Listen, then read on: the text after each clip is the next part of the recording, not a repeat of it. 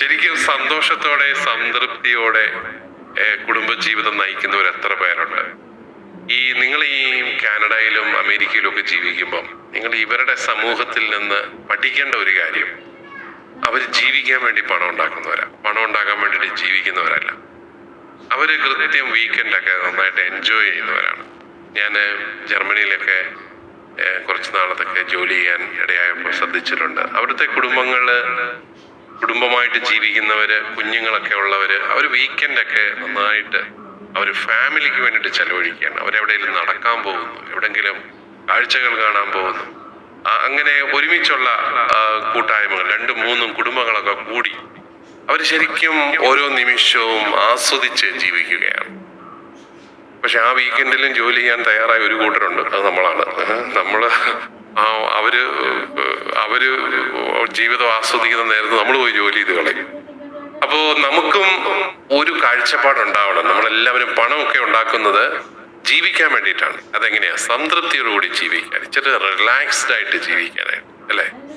ഈ സാബത്ത് ആചരണം എന്നൊക്കെ പറയുന്നത് വെറുതെ ഒന്നുമല്ല.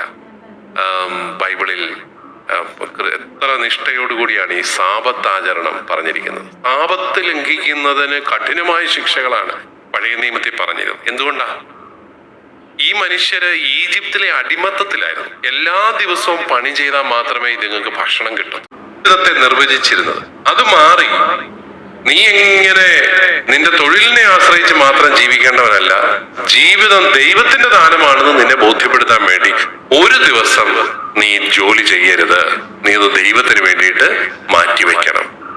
അത് എത്ര കർശനമായിട്ടാണ് ഈ സാബത്തിന്റെ വ്യവസ്ഥകൾ ബൈബിളിൽ പറയുന്നത്. നമ്മളൊക്കെ ആണെങ്കിലും ഫാമിലി ടൈം എന്തൊരു സമയം നമ്മൾ കുടുംബത്തിന് വേണ്ടിയിട്ട് ചെലവഴിക്കുന്നുണ്ട്, ഒരുമിച്ച് ചെലവഴിക്കുന്നുണ്ട്. ഇവിടെയൊക്കെ ഇച്ചിരി കൂടെ ബെറ്റർ ആണെന്ന് എനിക്ക് തോന്നുന്നു കേട്ടോ. നിങ്ങൾ കുറച്ചൊക്കെ യാത്രകളൊക്കെ ഒരുമിച്ച് ചെയ്യുന്നുണ്ട്.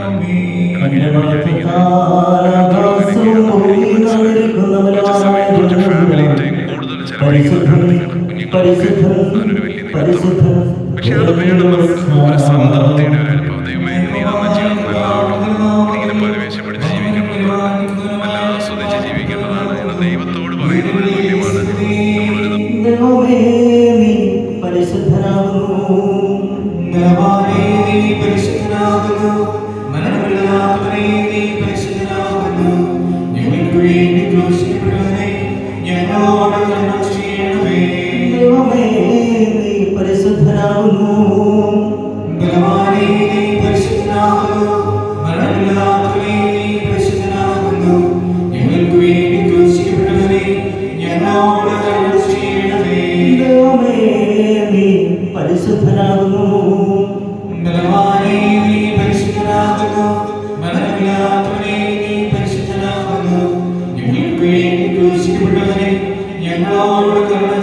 ദിവസം ദൈവത്തിന് വേണ്ടി മാറ്റിവെക്കുന്നു, കുറച്ച് വളരെ ലൈറ്റായിട്ട് ആ സമയം ചെലവഴിക്കുന്നു.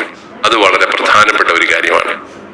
ഞങ്ങള് പണ്ട് ഞാൻ ബിഷപ്പൊക്കെ ആവുന്നതിന് മുമ്പ് ധനഹാലയ എന്ന് പറയുന്നൊരു സ്ഥാപനത്തിൽ ആയിരുന്നപ്പോൾ അവിടെ ഞങ്ങള് വർഷത്തിൽ ഒരിക്കലും ഒരു ദമ്പതി ധ്യാനം നടത്തുമായിരുന്നു. ഒരു സൈക്കോ സ്പിരിച്വൽ റിട്രീറ്റ്. വളരെ കുറച്ച് പേരെ വരത്തുള്ളൂ, 10 ദമ്പതികൾ 20 ദമ്പതികളൊക്കെ വരത്തുള്ളൂ മാക്സിമം.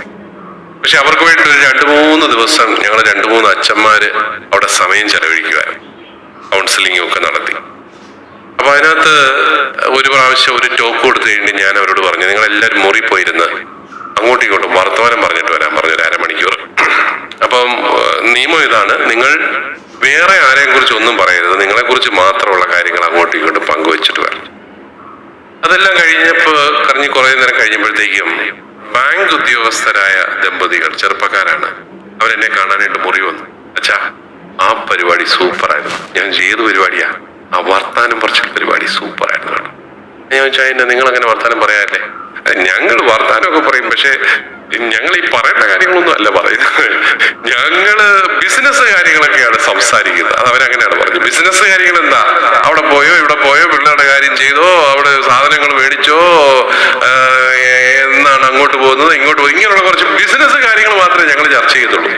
ഞങ്ങളല്ലാതെ ഞങ്ങളുടെ കാര്യങ്ങളോ ഞങ്ങൾ തമ്മിലുള്ള ബന്ധത്തെക്കുറിച്ചോ സ്നേഹത്തെക്കുറിച്ചോ അങ്ങനെ ഒന്നും ഞങ്ങൾ കാര്യമായിട്ട് സംസാരിക്കാറില്ല. അതൊരു പുതിയ ചോദിക്കുന്ന സമയമാണ്. വധുവിന്റെ ഭാഗത്ത് നിന്നും വരന്റെ ഭാഗത്ത് നിന്നും ഓരോ സാക്ഷികൾ ഈ സമയത്ത് മുൻപിലേക്ക് കടന്നു വരണം. ഓരോ സാക്ഷികൾ, വധുവിൻ്റെ ഭാഗത്തു നിന്നും വരൻ്റെ ഭാഗത്തു നിന്നും ഓരോ സാക്ഷികൾ മുന്നോട്ട് കടന്നു വന്നേക്കും.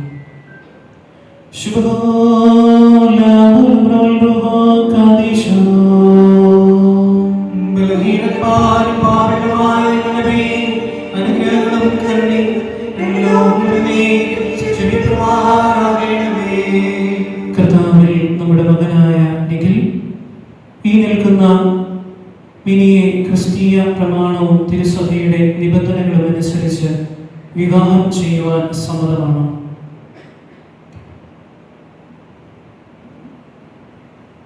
കർത്താവിൽ നമ്മുടെ മകളായ മിനി ഈ നിൽക്കുന്ന നിഖിലിനെ ക്രിസ്തീയ പ്രമാണവും തിരുസഭയുടെ നിബന്ധനകളും അനുസരിച്ച് വിവാഹം ചെയ്യുവാൻ സമ്മതമാണ്. കേട്ടല്ലോ?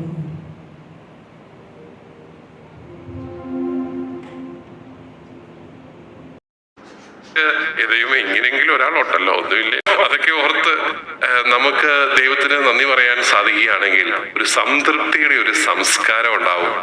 നിങ്ങളുടെ മക്കള് നിങ്ങളോട് നന്ദിയുള്ളവരായിട്ട് മാറും. കാരണം എന്നാ, അമ്മ ഏതായാലും വഴക്കൊന്നും പിടിക്കാതെ സമാധാനമായിട്ട് ഈ കുടുംബം മുമ്പോട്ട് കൊണ്ടുപോയല്ലോ, നന്ദി എന്ന് പറയുന്ന ഒരു അനുഭവത്തിലേക്ക് വരികയാണ്. നമുക്ക് പലപ്പോഴും ആ ഒരു കൃതജ്ഞതയുടെ ഭാവം നമ്മുടെ ഉള്ളിൽ നിറയുന്നില്ല എന്നുള്ളതാണ് ഏറ്റവും വലിയ ഒരു കുറവായിട്ട് പലപ്പോഴും എനിക്ക് തോന്നാറുള്ളത്. നമ്മുടെയൊക്കെ കുഞ്ഞുങ്ങളുടെ പ്രതീക്ഷകളിലും നമ്മുടെ പിള്ളേർക്കൊന്നും അങ്ങനെ നമ്മളെ കുറിച്ച് വലിയ പ്രതീക്ഷകളൊന്നും ഇല്ല കേട്ടോ. നമുക്ക് ആകപ്പാടെയുള്ളത് അവരെ ഇച്ചിരി സ്നേഹിക്കണം, അവർക്ക് വേണ്ടി ഇച്ചിരി സമയമൊക്കെ ചെലവഴിക്കണം, അവർ ചോദിച്ചാൽ വർത്താനമൊക്കെ പറയണം. നമ്മുടെ അപ്പന്മാരൊക്കെയാണ് പ്രത്യേകം ശ്രദ്ധിക്കണം, മക്കളോടൊക്കെ വർത്താനമൊക്കെ പറയണം. പ്രത്യേകിച്ച് പെമ്മക്കളൊക്കെ ഉള്ള വീട്ടിലാണെങ്കിൽ അതുങ്ങളോട് ഇച്ചിരി കൂടുതൽ വർത്താനം പറയണം ഈ അപ്പന്മാര്. കാരണം അതുങ്ങൾക്ക് ഈ അപ്പന്മാരുടെ വാത്സല്യവും സ്നേഹവും ഒക്കെ വളരെ പ്രധാനപ്പെട്ടതാണ്. ആമ്പിള്ളേർക്ക് പിന്നെ അമ്മമാര് പിന്നെ അതൊക്കെ ഇച്ചിരി കൂടുതൽ സ്നേഹിച്ച് നിങ്ങളെ വഷളാക്കിയെങ്കിലേ ഉള്ളൂ. അവർക്ക് അങ്ങനെ വലിയ കുറവ് അനുഭവപ്പെടാറില്ല. പക്ഷേ നമ്മുടെ പെൺകുഞ്ഞുങ്ങൾക്ക് എനിക്ക് തോന്നുന്നു ഈ അപ്പന്റെ സ്നേഹവും കരുതലും ഒക്കെ പല കുടുംബങ്ങളിലും കുറവായിട്ട്. അതിന് കാര്യമല്ല, ഞങ്ങൾ ആണുങ്ങള് പൊതുവേ ഞങ്ങൾ ഈ ഗൗരവ രോഗക്കാരാണ്. പ്രത്യേകിച്ച് വീട്ടിൽ കയറി വന്നു കഴിഞ്ഞാൽ പിന്നെ ഭയങ്കര ഗൗരവ സ്വഭാവമാണ്. പുറത്തിറങ്ങി കഴിഞ്ഞാൽ ഞങ്ങൾ പിടിച്ചാൽ കിട്ടാത്ത പല ബഹളമാണെങ്കിലും അകത്ത് കയറി കഴിഞ്ഞാൽ ഞങ്ങളൊന്നും മിണ്ടത്തില്ല. അത് അങ്ങനെ സ്വയമായി. പ്രത്യേകിച്ച് മലയാളി ചേട്ടന്മാരാണെങ്കിൽ പറയുകയും വേണ്ട, ഭയങ്കര ഗൗരവമായിട്ട് വീട്ടിൽ വന്നിരിക്കുന്നതാണ്. ഒരു ഭാര്യ എന്നോട് പറഞ്ഞു, എൻ്റെ പിതാവേ, എൻ്റെ കെട്ടിയവൻ വീട്ടിൽ വന്നു കഴിഞ്ഞാൽ ഉടനെ ആ കമ്പ്യൂട്ടർ അങ്ങോട്ട് തുറന്നു വെച്ചിട്ട് അയാൾ അതിൽ നോക്കിയിരിക്കുക. എൻ്റെ പ്രാർത്ഥന അടുത്ത ജന്മത്തിനെങ്കിലും എന്നെ ആ കമ്പ്യൂട്ടറായി സൃഷ്ടിക്കണമേ എന്നാണ്. ഇയാൾ എന്നെ കുറെ നേരം നോക്കിയിരിക്കുമല്ലോ, ഇത് എന്നതാ ഇത്, ഇയാൾക്ക് എന്നെ നോക്കുക പോലും വേണ്ട, ഞാൻ വല്ലതും ചോദിച്ചാലും കുനിഞ്ഞിരുന്നിങ്ങനെ വർത്താനം പറയുന്നതാണ്, ഓ എന്നൊക്കെ പറയുന്നു. ഇത്രയേ ഉള്ളൂ. അപ്പൊ നമുക്ക് വേണമെന്ന് വെച്ച് കഴിഞ്ഞാൽ അങ്ങോട്ടും ഇങ്ങോട്ടുമുള്ള കമ്മ്യൂണിക്കേഷനൊക്കെ ഇച്ചിരി കൂടെ ബെറ്റർ ആക്കി കുറച്ചും കൂടെ ഒരു സമയമൊക്കെ ചെലവഴിച്ച് കഴിഞ്ഞാൽ ഈ കുടുംബജീവിതം വളരെ രസകരമായിട്ട് പോകും. ഇത് വലിയ ബുദ്ധിമുട്ടുള്ള കാര്യമല്ല, ഇത് കുറച്ച് സോഫ്റ്റ് സ്കിൽസിന്റെ ഒരു മേഖലയാണത്. പരസ്പരം പരിഗണിക്കുന്ന, കുറച്ചുകൂടെ സമയം ചെലവഴിക്കുന്ന ഒരു അനുഭവമാണ്. എൻ്റെ ഒരു വലിയ ബോധ്യം നമ്മുടെ ഈ ആത്മീയത എന്നൊക്കെ പറയുന്ന ഇതാകട്ടോ, നല്ല സന്തോഷമുള്ള കുടുംബജീവിതം നയിക്കുക, അതൊക്കെ ആത്മീയത. നിങ്ങളാരും തെറ്റിദ്ധരിക്കരുത്. ഈ വരങ്ങളുള്ളവർക്ക്, പരിശുദ്ധാത്മാവിന്റെ വരങ്ങളുള്ളവർക്ക് മാത്രമേ ആത്മീയതയുള്ളൂ. ഭാഷാപരം, പ്രവചനപരം, പിന്നെ രോഗശാന്തിപരം, ഇതും ഉള്ളവർക്ക് മാത്രമേ ആത്മീയതയുള്ളൂ. അല്ല, നല്ല സന്തോഷമായിട്ട് കുടുംബജീവിതം നയിക്കുന്നതാണ് ഇതിനേക്കാളെല്ലാം ബുദ്ധിമുട്ടുള്ള ഒരു കാര്യം. അതാണ് ആത്മീയത. നമ്മൾ പള്ളിയിൽ പോകുന്നതിന്റെ ഇഫക്റ്റ് എന്തായിരിക്കണം? ഞങ്ങൾ വീട്ടിൽ വന്ന സ്നേഹമാണ് കേട്ടോ. നമ്മുടെ ഈ പിള്ളേർക്കുണ്ടല്ലോ, നമ്മുടെ വിശ്വാസം മനസ്സിലാക്കുന്നതിന്റെ ഒരു കാരണമാണെന്നറിയാം. പപ്പായും മമ്മിയും സർവ്വനേരം പള്ളിയിലാണ് എന്ന് മാത്രമല്ല, പള്ളി പോകണമെന്ന് പറഞ്ഞ് ഞങ്ങളുടെ പുറകെയാണ്. പക്ഷെ ഇവര് വീട്ടിൽ വന്നു കഴിഞ്ഞാൽ രണ്ടും കൂടെ ഭയങ്കര വഴക്കാണ്. ഇവർക്ക് പിടികിട്ടത്തില്ല. പള്ളിയിൽ നിന്ന് പുരണ്ടി വന്നിരുന്ന പ്രാർത്ഥനയില്ലെന്ന് മാത്രമല്ല, പ്രാർത്ഥന ചൊല്ലണം ചൊല്ലണമെന്ന് പറഞ്ഞ് ഞങ്ങളെ നിർബന്ധിക്കുകയും ചെയ്യുന്നു. പക്ഷെ വീട്ടിൽ വന്നു കഴിഞ്ഞാൽ ഇവര് തമ്മിൽ ഭയങ്കര വഴക്കാണ്. ഇവർക്കത് മനസ്സിലാകില്ല. കോൺഫ്ലിക്റ്റിംഗ് മെസ്സേജാണ് നമ്മൾ കൊടുക്കുന്നത്. അതായത് പള്ളി പോയി പ്രാർത്ഥിക്കുകയും ചെയ്യും, വീട്ടിൽ വന്നാൽ വഴക്കാണതാണ്. ഒരു ഉത്തരവാദിത്വം ഇല്ല. അല്ലെങ്കിൽ പള്ളിക്കാര്യങ്ങളിലെല്ലാം പാഠ്യമൊക്കെ കുത്തി ഫ്രണ്ടിലുണ്ട്, പക്ഷെ വീട്ടിൽ വന്നാൽ ഇതൊന്നും കാണാനില്ല. ഇതെല്ലാം ഈ കുഞ്ഞുങ്ങൾക്ക് മനസ്സിലാകാത്ത ഒരു കാര്യമാണ്. അതേസമയം കുഞ്ഞുങ്ങളെ നിങ്ങൾക്കൊന്ന് ബോധ്യപ്പെടുത്തി കൊടുക്കാൻ പറ്റുമോ? മകളെ, പള്ളിയിലൊക്കെ ചെന്ന് കുർബാനയൊക്കെ അർപ്പിക്കുന്നതുകൊണ്ടാണ് കേട്ടോ, കർത്താവിന്റെ ബലിയിൽ നിന്ന് ശക്തി ഉൾക്കൊള്ളുന്നത് കൊണ്ടാണ് ഞങ്ങൾ സമാധാനത്തോടെയൊക്കെ പോകുന്നത് എന്നൊരു ബോധ്യം കൊടുക്കാം. നിങ്ങളുടെ പിള്ളേർ അറിയാതെ പള്ളി വന്നോളൂ. അവർക്ക് പലപ്പോഴും അത് കിട്ടുന്നില്ല. പള്ളി പോണം എന്ന് പറഞ്ഞാൽ നമ്മളിവിടെ പുറകെ നടക്കുന്നതല്ല. അതെ, പള്ളി പോകുന്നതിന്റെ ഗുണങ്ങൾ എന്താണെന്ന് നമ്മുടെ കുഞ്ഞുങ്ങൾക്ക് പിടികിട്ടുന്നില്ല. പള്ളി പോകുന്നത് നിങ്ങളും ഒരു പള്ളി പള്ളിയിലും പോകാത്ത അവരും തമ്മിൽ എന്നാ വ്യത്യാസം എന്ന് പിള്ളേര് ചോദിച്ചു കഴിഞ്ഞാൽ നമ്മൾ എന്താ പറയുന്നത്? അതാണ് നമ്മുടെ ജീവിതത്തിൽ, നമ്മുടെ സ്വഭാവത്തിൽ പരിശുദ്ധാത്മാവിന്റെ ദാനങ്ങൾ, അത് സ്നേഹം, ആനന്ദം, ക്ഷമ, ആത്മസംയമനം, ഇതൊക്കെയാണല്ലോ പരിശുദ്ധാത്മാവിന്റെ ദാനങ്ങൾ, പരിശുദ്ധാത്മാവിന്റെ ഫലങ്ങൾ. പരിശുദ്ധാത്മാവിന്റെ ഫലങ്ങൾ ജീവിതത്തിലുണ്ടോ എന്നുള്ളതിനെ ആശ്രയിച്ചാണ് നമ്മുടെ ആത്മീയത അളക്കേണ്ടത് എന്നെനിക്ക് തോന്നാറുണ്ട്. അത് നമ്മളൊന്ന് പ്രത്യേകം ശ്രദ്ധിക്കേണ്ട ഒരു കാര്യമാണ്. അവിടെയാണ് കുറച്ച് സമാധാനമായിട്ട് ജീവിക്കാൻ പറ്റുന്നു, സന്തോഷമായിട്ട് ജീവിക്കാൻ പറ്റുന്നു. പരിശുദ്ധ പിതാവ് ഫ്രാൻസിസ് പാപ്പ അദ്ദേഹത്തിന്റെ ആനന്ദിക്കുവിൻ ആഹ്ലാദിക്കുവിൻ എന്ന ഒരു അപ്പസ്തോലിക ലേഖനം, അത് നിങ്ങൾ എല്ലാവരും വായിക്കണേ, നല്ല കേട്ടോ. ഞാനങ്ങ് വലിയ പ്രതീക്ഷയൊന്നും ഇല്ലാതെ പറയുക, വായിക്കണമെന്ന്. വായിച്ചാൽ കൊള്ളാം. ആനന്ദിക്കുവിൻ ആഹ്ലാദിക്കുവിൻ എന്ന ഒരു അപ്പസ്തോലിക ലേഖനം, അത് വളരെ സിമ്പിളാണ് വായിക്കാൻ. അത് അദ്ദേഹത്തിന്റെ പ്രഭാഷണങ്ങളെല്ലാം കൂടെ കൂട്ടി തുന്നിച്ചേർത്ത ഒരു അപ്പസ്തോലിക ലേഖനമാണ്. വളരെ മനോഹരമാണ്. വലിയ കാര്യങ്ങളൊന്നും അതിനകത്ത് പറയുന്നില്ല. അദ്ദേഹം അതിനകത്ത് വിശുദ്ധിയുടെ 5 ലക്ഷണങ്ങളെ കുറിച്ച് പറയുന്നുണ്ട്. വിശുദ്ധിയുടെ 5 ലക്ഷണങ്ങൾ. അതില് ആദ്യമായിട്ട് അദ്ദേഹം പറയുന്നത് വിശുദ്ധിയുടെ 1ാമത്തെ ലക്ഷണം സ്ഥിരോത്സാഹം, പെർസിവറൻസ്, പേഷ്യൻസ് ആൻഡ് മീക്നെസ്, ശാന്തത, സൗമ്യത, ഇതൊക്കെയാണ് 1ാമത്തെ വിശുദ്ധിയുടെ 1ാമത്തെ ലക്ഷണം. 2, Joy and A sense of humour. ഇതാണ് എനിക്ക് ഈ പാപ്പായെ ഭയങ്കര ഇഷ്ടം.